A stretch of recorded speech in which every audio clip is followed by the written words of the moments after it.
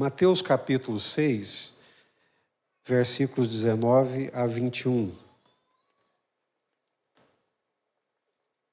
Não ajunteis tesouros na terra, onde a traça e a ferrugem tudo consomem, e onde os ladrões minam e roubam.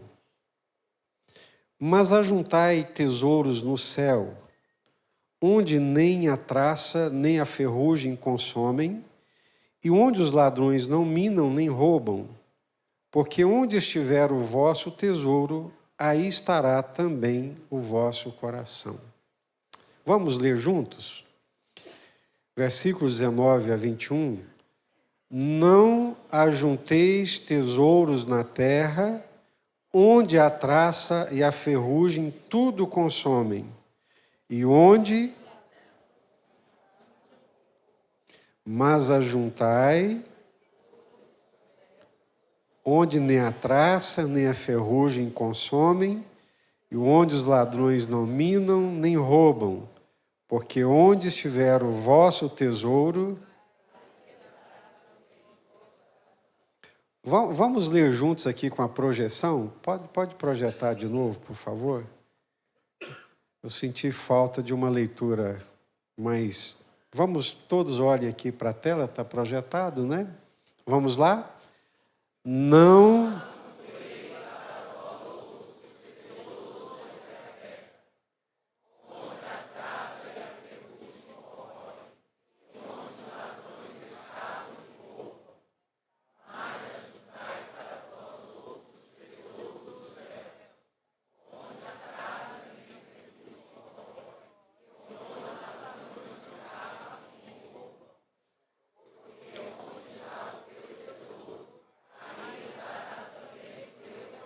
Amém, ficou muito bonito. Vamos orar agora? Vamos pedir a Deus para falar ao nosso coração nessa manhã? Curva a sua cabeça.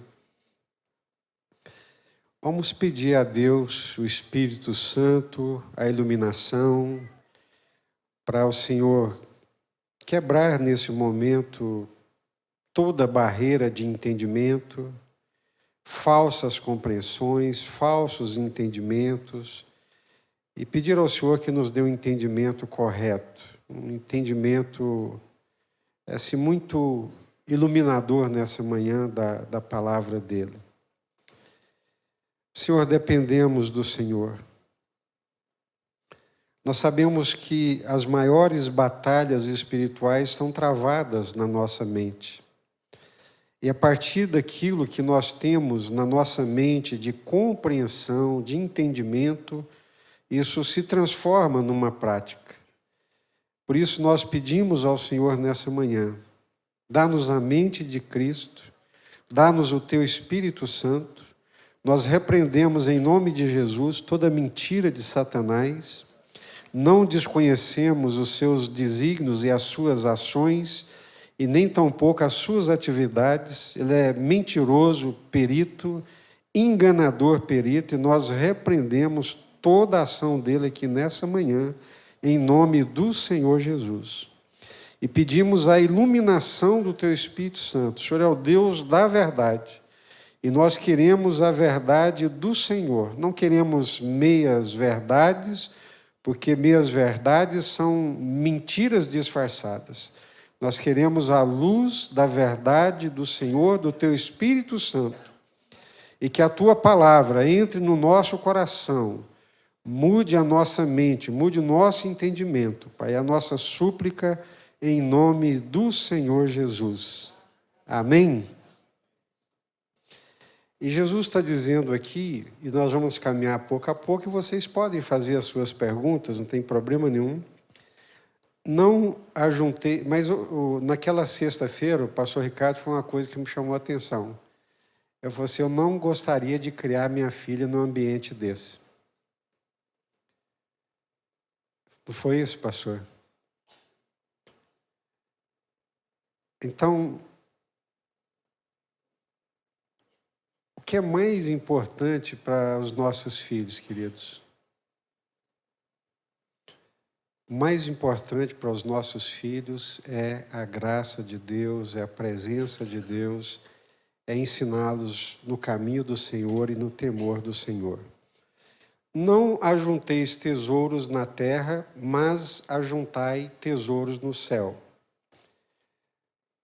A primeira proposição ela é negativa. Não ajunteis tesouros na terra. A segunda proposição ela é positiva. Não na terra, positivamente nos céus. Ok? Isso é importante na pedagogia, no ensino e na compreensão. O que é e o que não é. Então, negativamente, não ajunteis tesouros na terra. Positivamente, até vem com uma adversativa, não ajunteis, mas ajuntai tesouros no céu. Ótimo. O que significa ajuntar tesouros nos céus? O que significa ajuntar? Não ajuntar tesouros na terra, eu vou explicar daqui a pouco. É mais fácil, mais concreto. Mas e ajuntar tesouro nos céus? Como é que é isso? Tem uma poupança lá, tem uma conta no nome de cada um, e a gente vai depositando lá. Como que é isso? O que significa ajuntar tesouros nos céus? Perdão? Quem falou? Sim, Gislaine. Ganhar almas, eu vi aqui. Paulo? Viver conforme Jesus nos ensinou. Eu acho que viver a palavra de Deus. Perdão, Silvério? Atitudes aqui na terra que gerem consequências lá nos céus.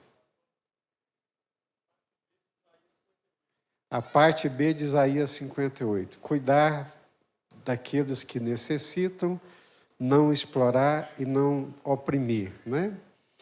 Eu estava lendo e achei muito interessante, eu já havia lido e ouvido falar de um escritor, Stark, que ele escreve sobre a história do cristianismo. Mas o que me chamou a atenção nele era o fato de que ele não é um autor cristão. Ele é um historiador, que a gente chama de secular, e ele escreveu sobre o cristianismo e me chamou muita atenção. E eu queria ler aqui, antes de ler alguma coisa sobre o Stark, eu queria ler sobre o que o Barker comenta. A igreja primitiva sempre cuidou carinhosamente dos pobres, dos doentes, dos desgraçados e de todos aqueles de quem ninguém se ocupava. Nos dias da terrível perseguição de Décio, imperador, em Roma, as autoridades arrasaram uma igreja cristã. Sua intenção era apoderar-se dos tesouros que imaginavam estariam armazenados nesse lugar. O prefeito romano ordenou a Laurêncio, diácono da igreja, depois de perseguirem, destruir a igreja, o prefeito romano ordenou a um dos diáconos, chamado Laurêncio, o seguinte: mostre-me imediatamente o lugar onde vocês guardam o seu tesouro. Laurêncio, o diácono, lhe apresentou os órfãos, as viúvas que estavam sendo alimentadas, os doentes que estavam sendo curados, os pobres cujas necessidades estavam sendo satisfeitas, e disse: estes são os tesouros da igreja.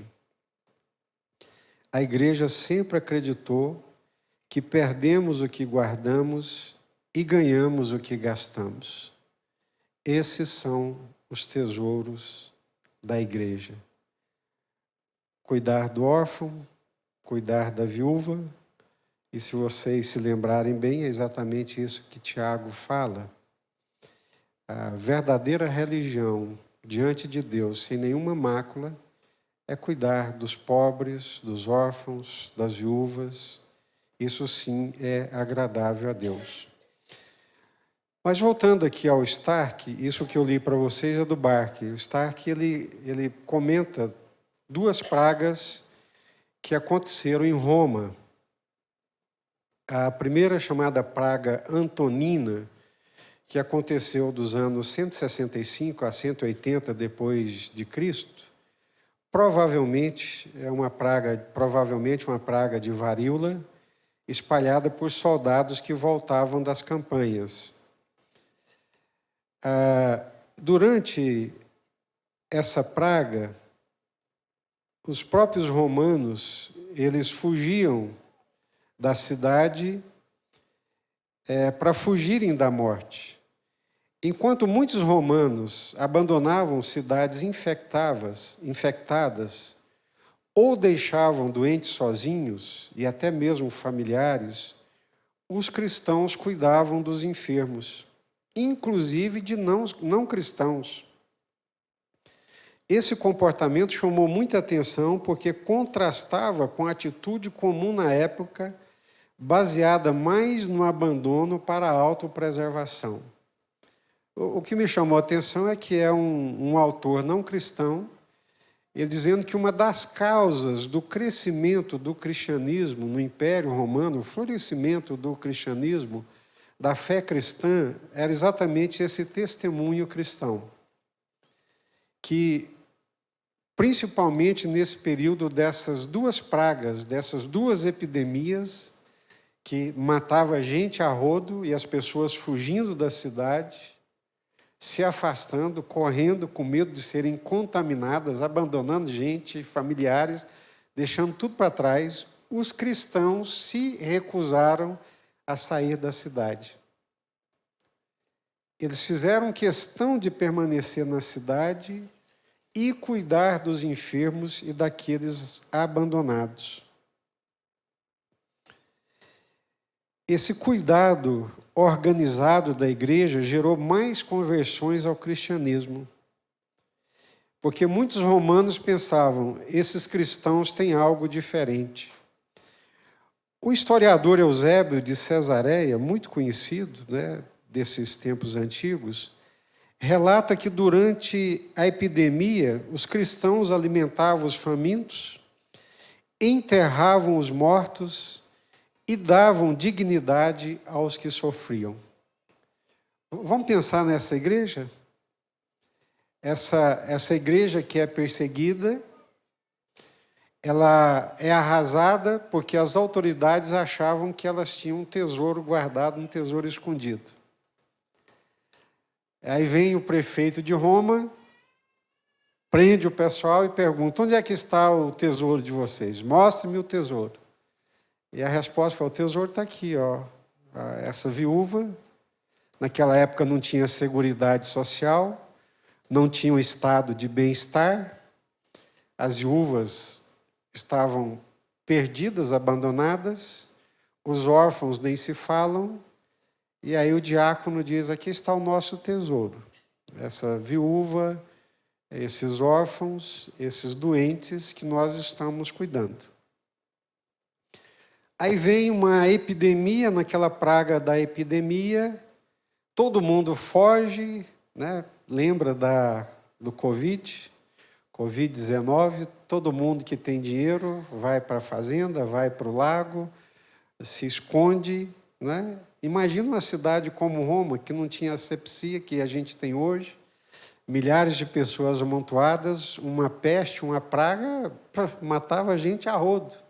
Salve-se quem puder, todo mundo saía correndo, e os cristãos não, eles se recusavam a sair correndo. Isso são dados históricos, de Eusébio de Cesareia e de Starks, esse historiador que nem sequer é crente.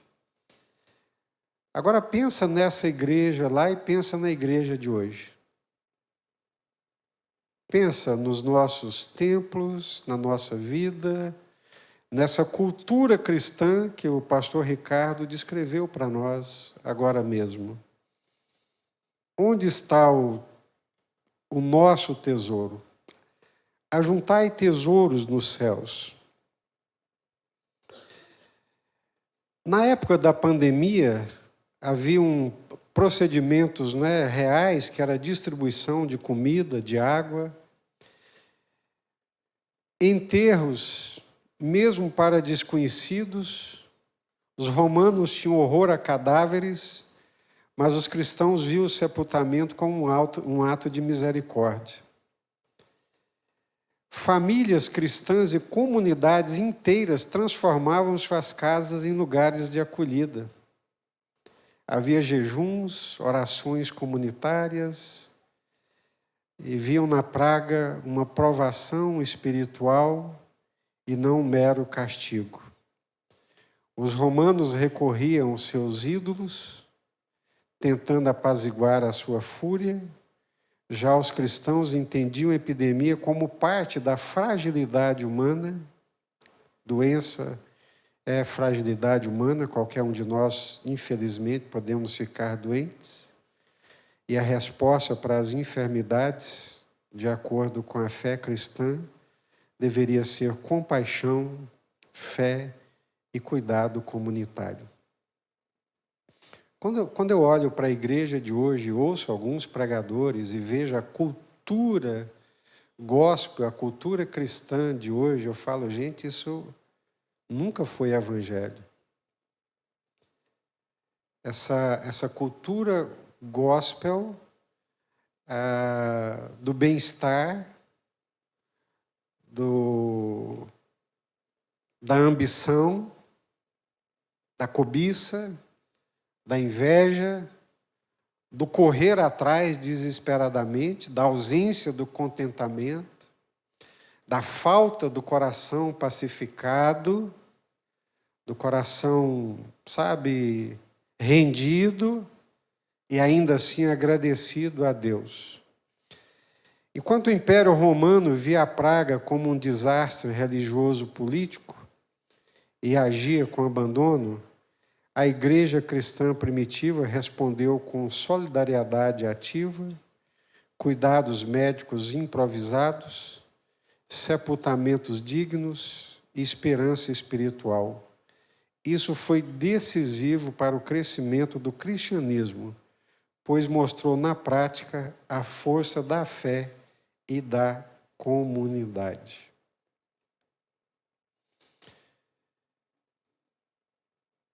Vamos lá. Tesouros nos céus.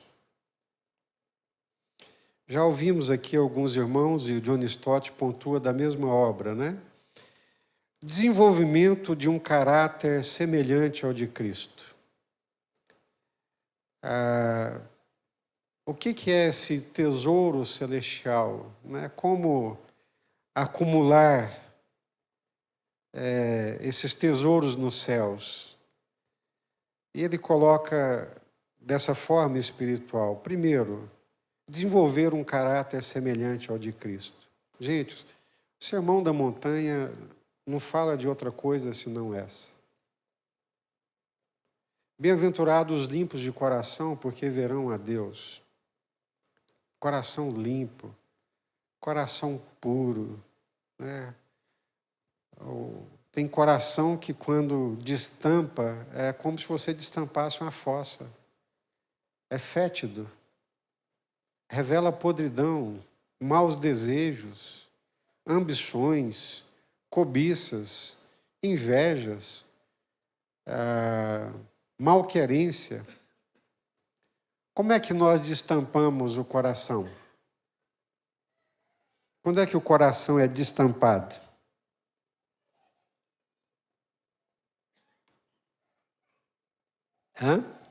Como que o coração é destampado?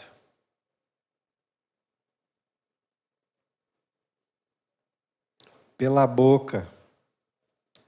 Exatamente.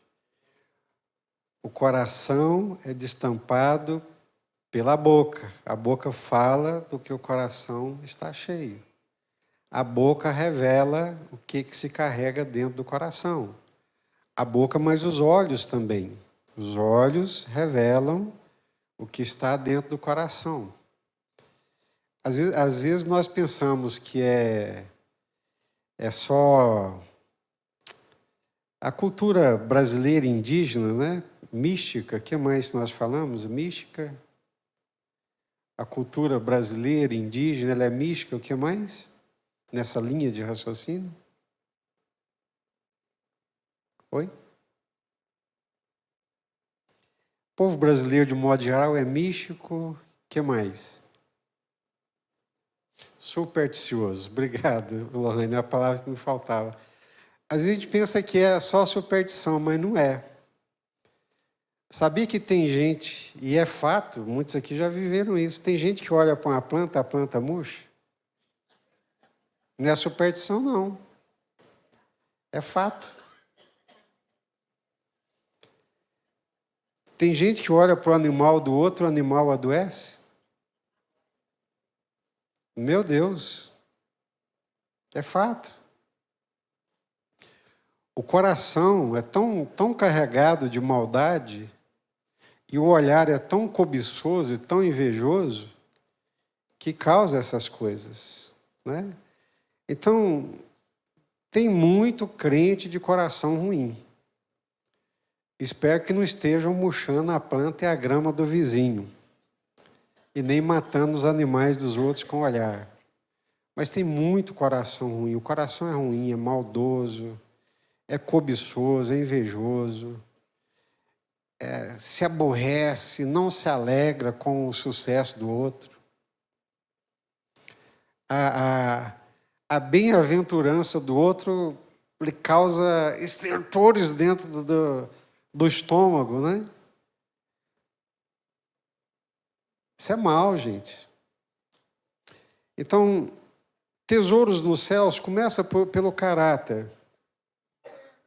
Desenvolvimento de um caráter semelhante ao caráter de Cristo, o crescimento no conhecimento de Cristo, apresentar outros a Cristo, o uso dos nossos recursos nas causas cristãs, nas causas de Jesus, atividades temporais com consequências eternas, né? O que o Silvério falou, atividades e atitudes no tempo presente que repercutem na eternidade.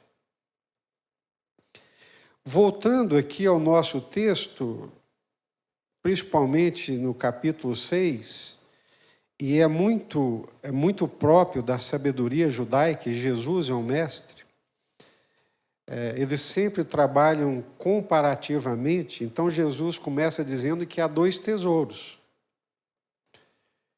e que você tem que escolher em qual tesouro que você vai investir, né? Há 2 tesouros, na terra e no céu. Mateus 19, 21. Há 2 condições físicas, luz e trevas. 2 senhores, Deus e as riquezas, o materialismo, o mamon. 2 preocupações, nosso corpo e o reino de Deus. Aí o John Stott conclui que não podemos pôr os pés em 2 canoas. Quem já foi na Serra da Mesa, ou pode pelo menos imaginar, se não tiver ido, né? Não dá para você pôr o pé em 2 canoas. Você vai cair. Não é verdade? Você tem que pular e fixar dentro de uma. Então não dá para ficar dividido entre 2 senhores, 2 reinos, 2 tesouros, 2 condições físicas. Tem coisas que Jesus apresenta para nós que elas não são conciliáveis. A ambição do cristão não a segurança material, mas a direção de Deus. É o que Jesus está dizendo. Ajuntar tesouros nos céus. Onde está o tesouro? Mostra-me o teu tesouro. O tesouro está aqui. Esses órfãos, essas viúvas, esses doentes que nós estamos cuidando.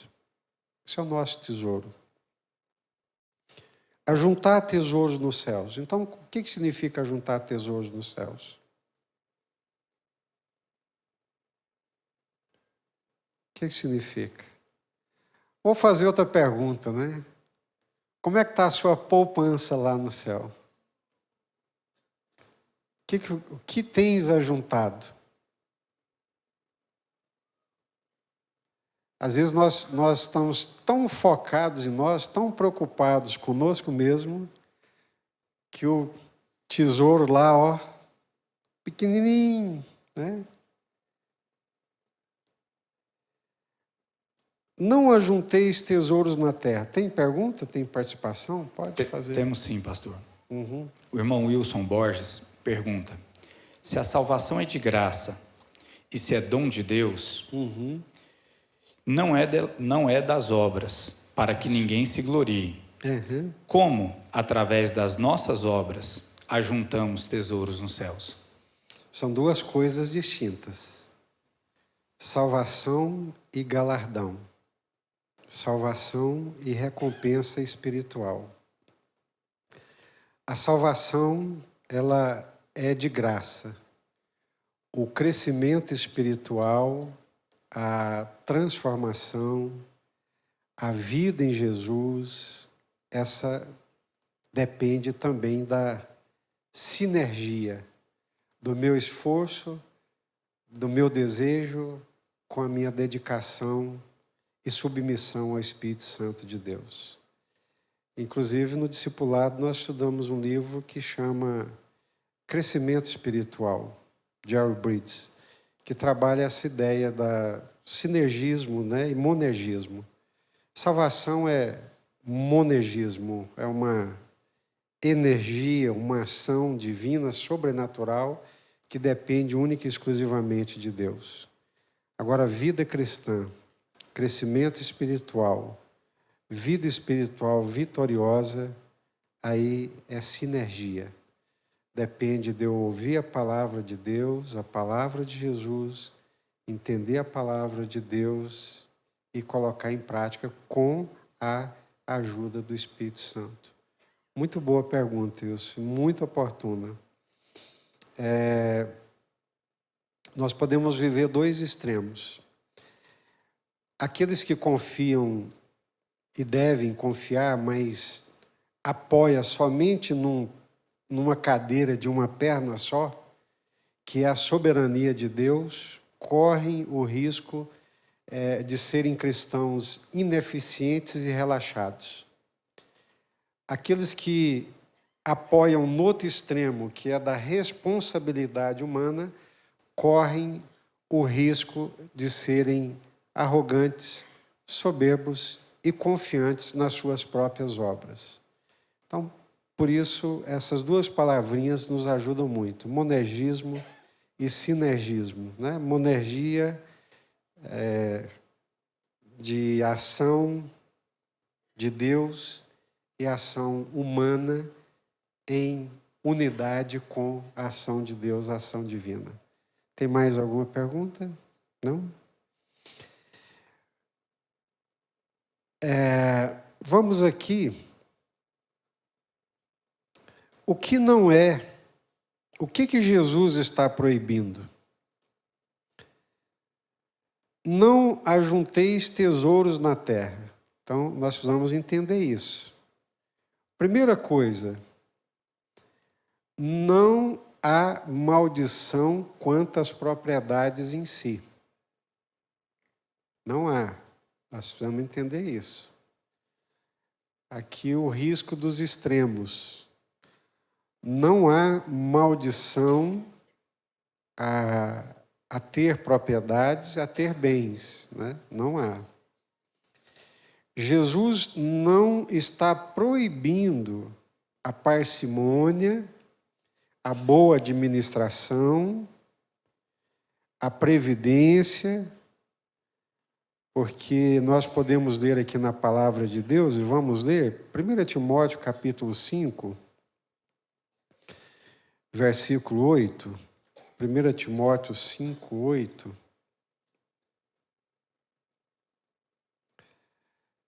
A minha oração no início, da gente poder compreender bem o que Jesus está nos ensinando aqui.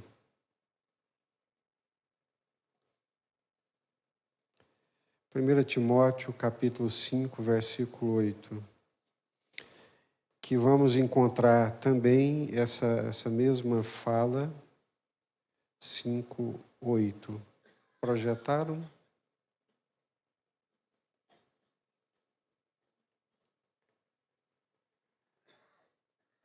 Ora, se alguém não tem cuidado dos seus, e especialmente dos da própria casa, tem negado a fé e é pior do que o descrente.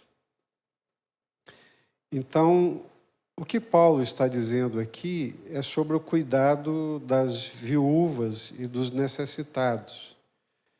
Se alguém não cuida dos seus, especialmente dos da própria casa, tem negado a fé e é pior do que o descrente. Então,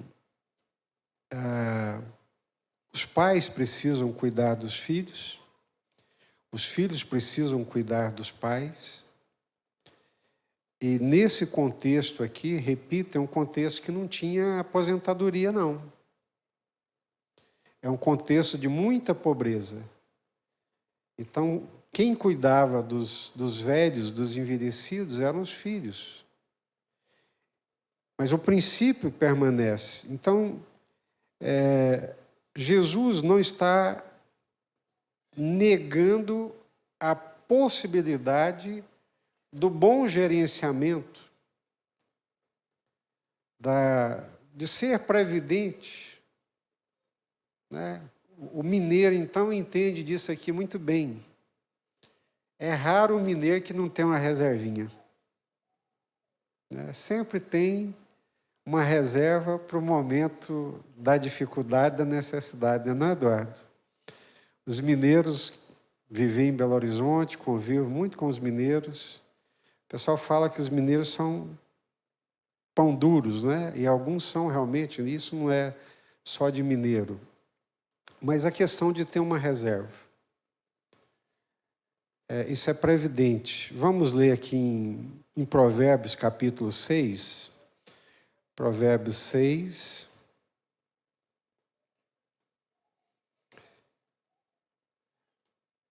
Eu fico lendo, né? E o problema aqui são, às vezes, os extremos.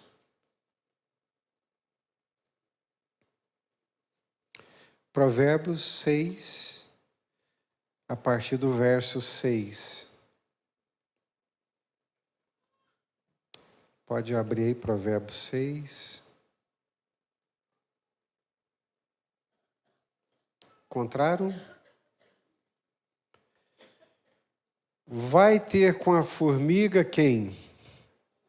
Ó preguiçoso, considera os seus caminhos e ser sábio, não tendo ela chefe, nem oficial, nem comandante. No estio prepara o seu pão, na cega ajunta o seu mantimento. Ó preguiçoso, até quando ficarás deitado? Quando te levantarás do teu sono?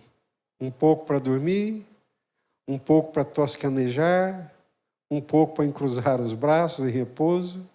Assim sobrevirá a tua pobreza como um ladrão e a tua necessidade como um homem armado. Deus nos livre. Deus nos livre de comer o pão da preguiça, né? Gente, não há fé na preguiça, viu? Preguiça é uma ofensa a Deus. E outra coisa, é bíblico. Todo aquele que trabalha digno, isso é bíblico, isso é um princípio celestial. Digno é trabalhador do seu salário. Então, todo aquele que trabalha não vai padecer necessidade. Pode não ser rico, pode não viver os desejos que gostaria de viver, mas trabalhou é um princípio celestial. Eu custei entender isso e aprendi isso de uma forma muito prática com meu sogro. Meu sogro é um homem assim que não tinha um pingo de preguiça. Eu ficava impressionado. Então, estão aqui as filhas, netos. Gente, que disciplina, que domínio da vontade era aquela. Meu sogro trabalhava todos os dias da semana, de domingo a domingo, e era na feira. A feira de sábado ele acordava 2h da manhã, que é a do IAPC. Acordava 2h da manhã para ir para a feira. Chegava da feira 1h da tarde. Almoçava, fazia um repousozinho e tinha que desmontar a carga para montar a carga até 5, 6 horas da tarde para levantar no outro dia seguinte. Criou 7 filhos. Alimentou 9 bocas com o trabalho dele. Mas isso era muito claro para ele. Quem tem disposição para trabalhar e faz isso no Senhor, o seu trabalho vai te recompensar, o seu trabalho vai te alimentar. Então, quando Jesus fala, não ajunteis tesouros na terra, primeira coisa que a gente precisa entender, Jesus não, em outras passagens, isso fica muito claro. Jesus não está falando contra ter bens. Não, você pode ter bens. Você pode ter bens, lembrando que a sua responsabilidade é maior. A sua responsabilidade é maior e também o seu coração vai ser mais provado para não colocar a sua confiança nos bens que tem. Coisa que o pobre também é, que nós já falamos aqui, o mamon, ele não perdoa nem o rico nem o pobre. O rico pode ficar ansioso com medo de perder o que tem, e o pobre fica ansioso desejando ter aquilo que não tem. Então, é o mesmo espírito, é a mesma entidade, é o mesmo poder que monta no cangote dos dois. E Jesus quer nos livrar exatamente disso. Muita gente acha que o mamon, ele só oprime e só corre atrás dos ricos. Não, tem muito pobre que é extremamente oprimido pelo mamon, por causa dos teus desejos, né? Então, o problema aqui, não há maldição em ter propriedades, não. Jesus não está também proibindo a prevenção, o cuidado, a boa administração. E também nisso eu aprendi muito com meu sogro, a sabedoria deles. Quando morreram, os dois tinham lá o planozinho da funerária. Não sobrecarregou ninguém. Meu sogro, antes de morrer, e era uma doença terminal, que ia pouco a pouco, deixou tudo organizadinho. Tudo organizadinho. Olha, vai ser assim, assim, assim, assim, porque a mãe de vocês vai precisar quando ela ficar velha, quando ela ficar doente, e aí ela vai ter condições de se manter. É triste aquela história do profeta que morre e deixa a mulher endividada. Ela estava prestes a vender os filhos como escravos para poder pagar a dívida. Imagina você morrer e deixar sua mulher e seus filhos endividados. Então, o que Jesus está falando aqui, mais uma vez, é questão de coração, de ambição, de desejos. Né? Jesus está falando aqui, nos ensinando que é uma questão de sabedoria onde é que você vai investir. Os tesouros terrenos não são pecaminosos, não tem problema nenhum, mas eles são transitórios e passageiros. Não vão levar nada. Nada, absolutamente nada. Mas isso também não me dá o direito tá bom, vou morrer, não vou levar nada mesmo. Para que eu vou ficar correndo atrás? Por que eu vou ralar? Deus me livre desse espírito. Aqui em 2 Tessalonicenses, capítulo 3, acho engraçado, né? Porque tem muita gente que gosta de viver da fé dos outros, não gosta de trabalhar. 2 Tessalonicenses, capítulo 3, versículo 10, fala assim: porque quando ainda estava convosco, vos ordenamos isto. Se alguém não quer trabalhar, também não coma. Gente, Jesus não está aqui defendendo a preguiça, Jesus não está defendendo o ócio. Não, nada disso. Vai ter com a formiga, vai lá. É um privilégio, é uma dádiva você sentar na mesa e agradecer pelo pão que você sabe que foi dado por Deus através do seu trabalho. É uma dádiva, é uma graça, é uma alegria. Jesus também não está condenando desfrutar daquilo que o Senhor nos deu. Não. Desde que essas coisas não concorram com o Senhor e com a graça de Deus. Então, o que Jesus está proibindo? Por isso que eu pedi o testemunho do Ricardo aqui.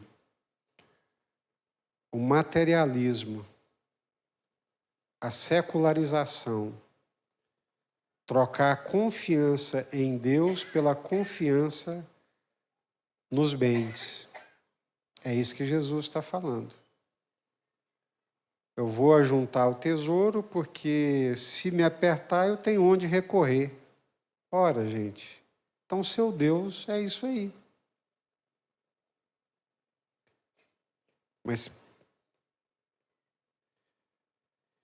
Jesus está condenando essa ambição exagerada, essa acumulação egoísta de bens. Jesus condena uma vida extravagante e luxuosa diante da necessidade dos outros.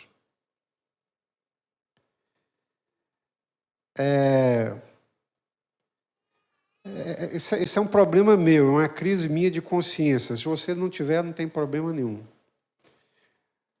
Primeiro que eu não tenho esse dinheiro, não desejaria ter esse dinheiro para isso, mas eu acho um absurdo você pagar num almoço, num jantar, R$ 1.500, R$ 2.000, uma diária de hotel de sei lá quantos reais, lembrando que um salário mínimo. O cara rala o mês inteiro para ganhar um salário mínimo. Então, essa extravagância diante do mundo de necessidades. Jesus está condenando também a dureza de coração. O materialismo que acorrenta os nossos corações. Aí eu lembro, e tenho que pontuar uma fala do pastor Fabiano aqui, nós sofremos não é por causa das nossas necessidades, nós sofremos por causa dos nossos desejos. E queremos transformar Deus em parceiro dos nossos desejos. O mundo trabalha, gente, para suscitar desejos e vaidades dentro do nosso coração. E eu falo aqui e pesa o meu coração e pesa a minha consciência. Muitas vezes nós não queremos um carro para poder andar. Nós queremos um carro para ostentar. Nós não queremos uma casa para cobrir a nossa cabeça, mas nós queremos uma casa para ostentar. Nós não queremos a comida que satisfaça as nossas necessidades, mas nós, daqui a pouco, estamos igual os judeus, que Deus lhes dava o maná dos céus, e eles começaram a reclamar. Poxa vida, Senhor, maná, todo dia maná. É maná no café da manhã, é maná no almoço, é maná no jantar. Poxa vida, Senhor, é arroz com feijão e carne todo dia. E não está bom? Então, Jesus está trabalhando, na verdade, essas coisas do coração, dos desejos, das intenções, das ambições, do contentamento, das queixas, das reclamações, das murmurações. Onde é que está o teu coração? E conclui assim: sejam sábios, é possível juntar tesouros nos céus, como se ajunta na terra. Onde estiver o vosso tesouro, aí também estará o vosso coração. Coração piedoso, coração cheio de contentamento, coração cheio da graça e da alegria de Deus. Amém? Pode perguntar. A irmã Dulce, que está recuperando da sua cirurgia, né? Ela que sempre foi muito participativa aqui na Escola Bíblica, manda uma pergunta para nós. Graça e paz, queridos irmãos. Então, pastor Jesus, tesouros do céu, poderia ser também Mateus 25, de 36 a 39? Pode sim, lá das ovelhas, né? Estava nu e me vestia. Exato. Exato. Quer Né? que leia aqui, pastor? Por favor, pode ler. Lê aqui, Ricardo, você está aberto aí. Estava nu e me vestiste, enfermo e me visitaste, preso e foste me ver. Então perguntaram os justos: Senhor, quando foi que te vimos com fome, te demos de comer, ou com sede e te demos de beber? E quando vimos o forasteiro e te hospedamos, ou nu e te vestimos? E quando te vimos enfermo, preso e te fomos visitar? O rei, respondendo, lhes dirá: em verdade vos afirmo, sempre que fizestes a um desses pequeninos irmãos, a mim me fizestes. Sem dúvida. Está na mesma linha, né, do que eu li aqui sobre a história da igreja primitiva, né? Nosso tesouro, a pergunta feita ao Laurêncio, né? Mostre-me imediatamente o lugar onde vocês guardam o seu tesouro. Eu vou encerrar aqui, eu não sei se vocês vão compreender, mas eu gostaria muito que compreendessem. Nós vivemos num mundo individualista. E a nossa fé, principalmente a fé protestante, ela é muito mais individualista do que comunitária. Então, nós nos acostumamos a pensar só numa perspectiva individualista.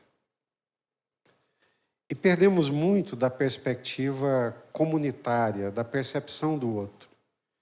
Eu preocupo comigo, com a minha salvação, né, se eu vou ser salvo ou não. Isso é muito individualista. Eu preocupo com a minha situação financeira, isso é individualista. Eu preocupo com o meu bem-estar, isso é extremamente individualista. E nós vivemos hoje muito nesse evangelho individualista. Aí nós... vou nem olhar para fora, vou olhar para dentro de casa, né? Nós nos esquecemos dos nossos pais. Eu espero que não seja o caso de ninguém aqui.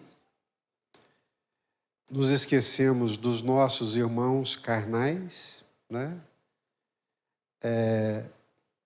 Graças a Deus pelo estado de bem-estar hoje, que tem aposentadoria. Tristemente, muitos filhos vivem e sugam a aposentadoria dos pais, vivem pendurados nos pais. Ou seja, é um mundo individualista, um mundo autocentrado, e nós precisamos abrir os nossos olhos para esses ensinamentos de Jesus. É melhor dar do que receber. É melhor servir do que ser servido. É melhor ajudar do que ser ajudado. É melhor trabalhar e ter para poder dar para os outros, ajudar os outros, do que depender dos outros. Mas nós precisamos ter esse olhar, sabe, de Jesus para as necessidades alheias, para as necessidades dos outros. Nós vivemos numa bolha. Anápolis é uma cidade maravilhosa, gente. Anápolis é uma cidade assim acima da média. E olha que eu não sou anapolino, mas amo essa cidade, fui plantado aqui. Eu queria que vocês fossem a algumas cidades do interior, do norte do país, do nordeste do país, para vocês verem que nós vivemos numa bolha e que a nossa situação ela é muito, mas muito acima da média. Mas muito acima da média. A nossa situação em Anápolis é a nossa situação individual aqui de igreja, não é? A maioria de nós aqui, talvez com raríssima exceção, não tem casa própria. A maioria tem casa própria. A maioria tem carro para andar. A maioria aqui, os filhos, boa parte dos filhos nunca andaram no ônibus. Não sabe o que é andar de ônibus. Não sabe o que é usar transporte coletivo. Mas nós reclamamos, sofremos e queremos mais.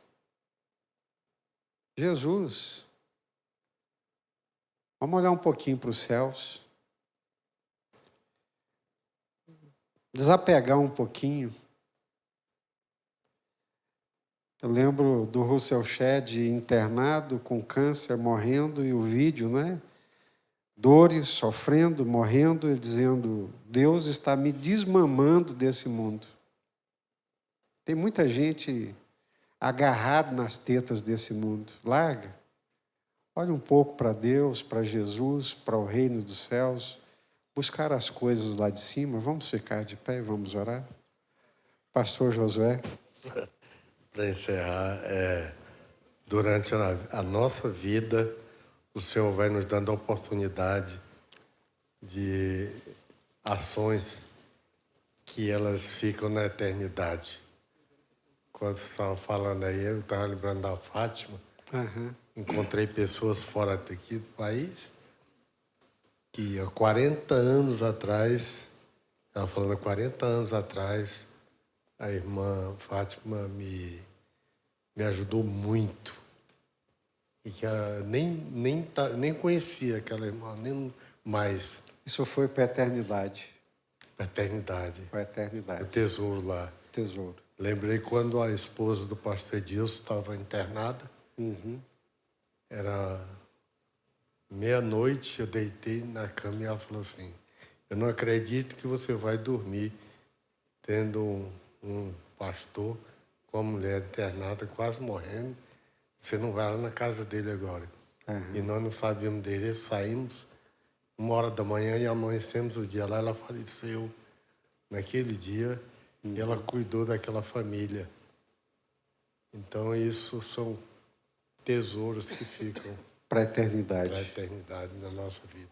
Foi muito marcante para mim ler o livro do Joseph Smith, O Clamor do Mundo, dizendo que quando nós participamos da obra missionária, da forma como nós participamos, possivelmente nós vamos encontrar lá na eternidade mongóis que foram alcançados e salvos por uma ação nossa aqui. Imagina, eu andando lá nos céus, encontrar um peruano, um japonês, um mongol, né? Um africano, e dizer: ô, pastor Jesus, né? Louvado seja Deus, eu estou aqui porque vocês contribuíram com a obra missionária. Né? São tesouros para a eternidade.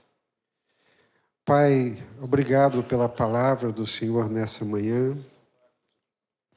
Aprendemos aqui sobre o jejum agradável a Deus. Aprendemos aqui sobre coisas do coração. Aprendemos, e é verdade, Senhor, foi a minha súplica aqui no início, que o Senhor descortinasse, não deixasse nenhuma dúvida de engano. Não há mal e nem maldição em ter posses, propriedades. Abraão era um homem que tinha muitas posses. Davi também. Mas o problema, Senhor, é a ambição. O problema é a escolha de onde fazer o nosso depósito, onde colocar o nosso coração. Nos ajuda, Senhor. Ninguém aqui pode apontar o dedo para ninguém. Ninguém aqui está autorizado a condenar outrem, porque todos nós dependemos do Senhor e da Tua graça. Aprendemos aqui nessa manhã que fomos salvos, sim, pela graça misericordiosa que não nos custou absolutamente nada, numa ação sobrenatural do Teu Espírito Santo. Mas aprendemos também que podemos ser cooperadores da obra do Senhor, cooperadores com o Senhor, na transformação do nosso coração e na transformação da vida de outros. Nos ajude, Senhor, nos ajude.